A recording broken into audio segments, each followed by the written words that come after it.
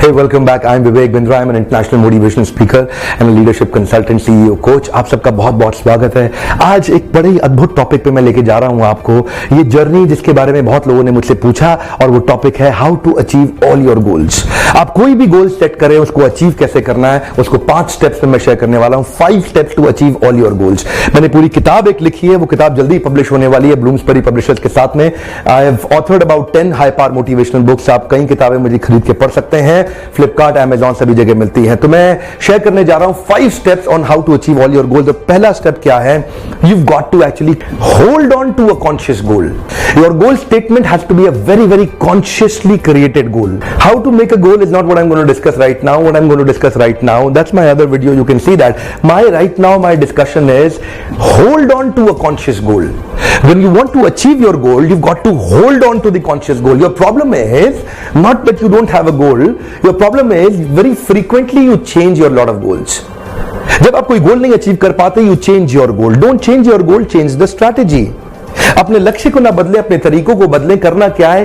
Hold on to the conscious goal. That's the first step. Now that you hold on to your conscious goal, now comes the second step, which is called set an unusual reminder mechanism. You've got to actually set an absolutely unusual reminder mechanism, unusual disturbing reminder mechanism. You know why?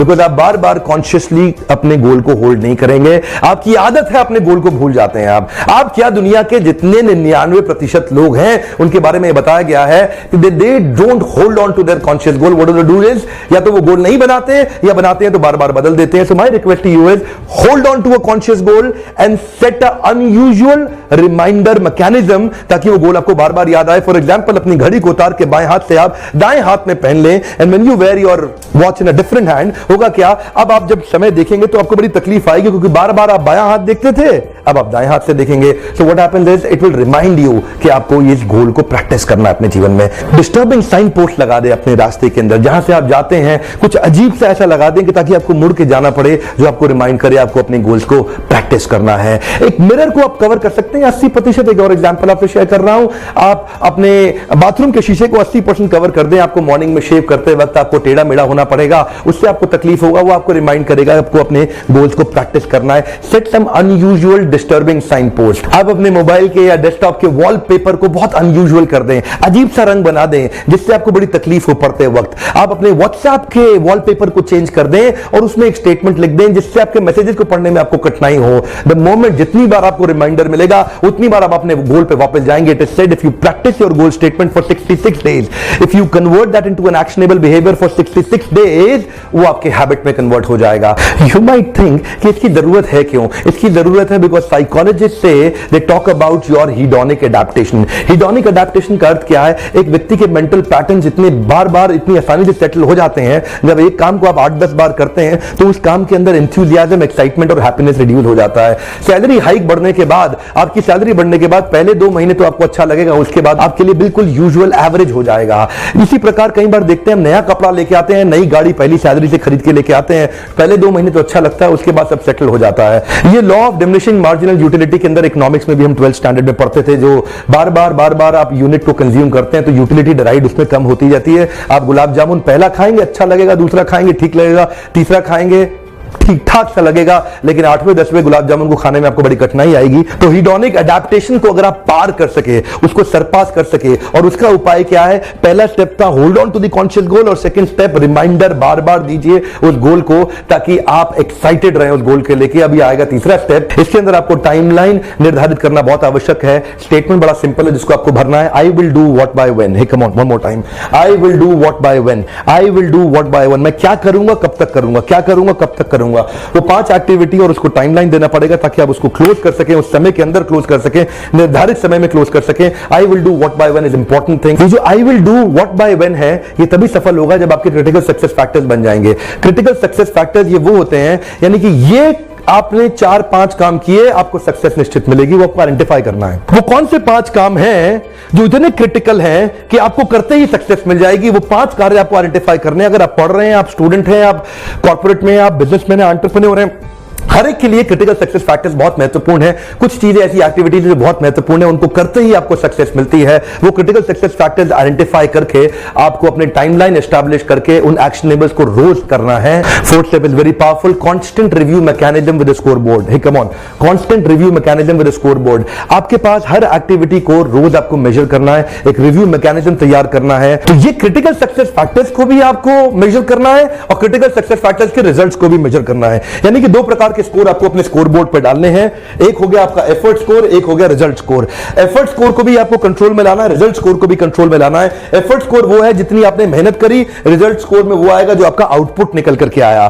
For example, कितना मेहनत किया और कितना result आया, ये दोनों अलग अलग तरीके के स्कोर होते हैं। उदाहरण के रूप में आपने कितना ट्रेडमिल पे भागे, ये एफर्ट स्कोर है। कितना वजन कम हुआ, वो रिजल्ट स्कोर है। आप क्रिकेट का मैच खेल रहे हैं और 5 ओवर में 30 रन चाहिए, तो आपको 6 बॉल पर ओवर मारने हैं, ये एफर्ट स्कोर है। 30 रन पूरे हो गए, वो रिजल्ट स्कोर है। आपकी गाड़ी बार बार खराब हो रही है, वो आउटपुट रिजल्ट है।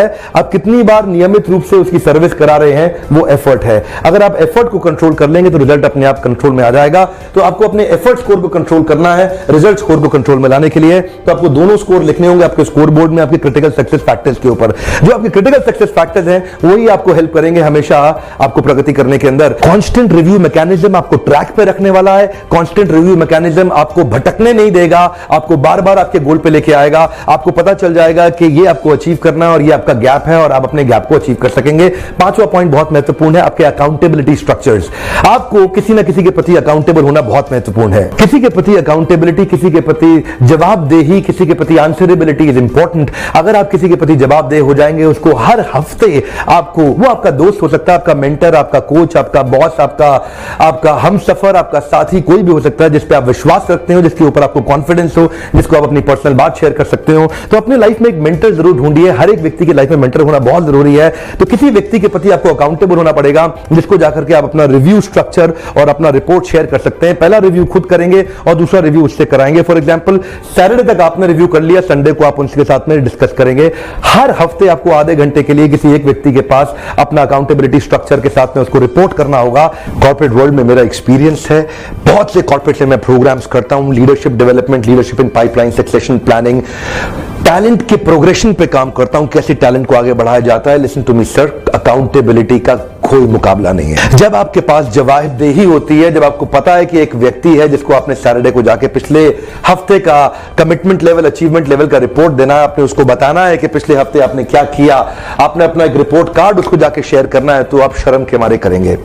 पहला हफ्ता नहीं कर पाएंगे, दूसरा हफ्ता आप बेशर्म होकर कर लेंगे, लेकिन तीसरे चौथे हफ्ते में आप नहीं बच पाएंगे। आपके पास जीवन में एक व्यक्ति, एक मेंटर, एक कोच, एक टीचर, एक गाइड, एक काउंसलर, एक मेंटर होना बहुत आवश्यक है, जिसके प्रति आप अकाउंटेबल हो, जिसको जाके आप रिपोर्ट करें, हर हफ्ते बताएं उनको। आप अपने गोल्स के नजदीक जाना चाहते हैं तो छोटे छोटे अचीवमेंट जब आप उनसे शेयर करेंगे, ऑफ कोर्स वो व्यक्ति ऐसा होना चाहिए जिससे आपको इंस्पिरेशन मिले, ऐसा व्यक्ति होना चाहिए जिसपे आप ट्रस्ट कर सकें, क्योंकि आप अपने हृदय की बात तभी खोल पाएंगे जब वो ट्रस्टवर्दी व्यक्ति होगा। ढूंढिए एक व्यक्ति, कोई जरूरी नहीं है कि उसको नॉलेज हो आपके डिपार्टमेंट की, कोई जरूरी नहीं है कि उसके पास फंक्शनल नॉलेज हो, पर वो व्यक्ति होना चाहिए जिसके प्रति आप जवाबदेह महसूस करें और जो व्यक्ति कमिटेड हो आपका ध्यान रखने के लिए, आपको डेवलप, कल्टीवेट करने के लिए, और आप उसकी बात सुनते हो। ऐसा नहीं है कि वो आपको कोई गाइडेंस दे और आप उसकी बात ना सुने। तो अकाउंटेबिलिटी की मदद से आप जाकर के रिव्यू कर सकेंगे। पहला रिव्यू खुद, दूसरा रिव्यू वो आपके साथ में करेंगे, वो आपको कुछ फीडबैक देंगे। इंटेलिजेंट व्यक्ति, कोई अपना एक ऐसा मेंटर ढूंढिए जिसके प्रति आप अकाउंटेबल हो। इस तरह से क्या होगा, आप ट्रैक पे रहेंगे। बेनिफिट क्या है, you are on the track. आपका प्लान वर्सेस एक्चुअल आपके सामने होगा। ये प्लान किया था, ये अचीव किया, 10 में से 3 पे आप थे, 10 में से 7 पे पहुंचना चाहते थे, लेकिन 4 पे ही पहुंचे, 5 पे ही पहुंचे। एक रिव्यू, एक मैट्रिक्स के साथ, एक नंबर के साथ आप करेंगे। दुनिया भर के कॉर्पोरेट्स अपने आप को रोल होल्डर कैपेबिलिटी इंडेक्स के साथ इसी तरह ग्रो करते हैं। तो आज प्रोग्राम लगभग हिंदी में था, पर इस तरीके के और लीडरशिप वर्कशॉप में इंग्लिश में बहुत करता हूं, रेगुलरली करता हूं, ओपन हाउस भी करता हूं जहां आप आ सकते हैं। वीडियोस आपके लिए छोटे छोटे बनाता हूं। ऑफ कोर्स डिटेल में करना चाहते हैं आप सब्सक्राइब करिए, ओपन हाउस वर्कशॉप में आइए, डिस्काउंट्स के लिए अप्लाई करिए, हमारे वेबसाइट पे जाइए जहां काफी इंफॉर्मेशन है, जिसमें आप एक अगर एंटरप्रेन्योर हैं, अगर आप ग्रोथ चाहते हैं अपनी लाइफ में, तो लर्निंग पे पैसा जरूर इन्वेस्ट करिए अपने जीवन में। वीडियो देखने के लिए बहुत बहुत धन्यवाद। अगर आपको अच्छा लगा, किसी और को फायदा हो तो शेयर भी कर दीजिएगा।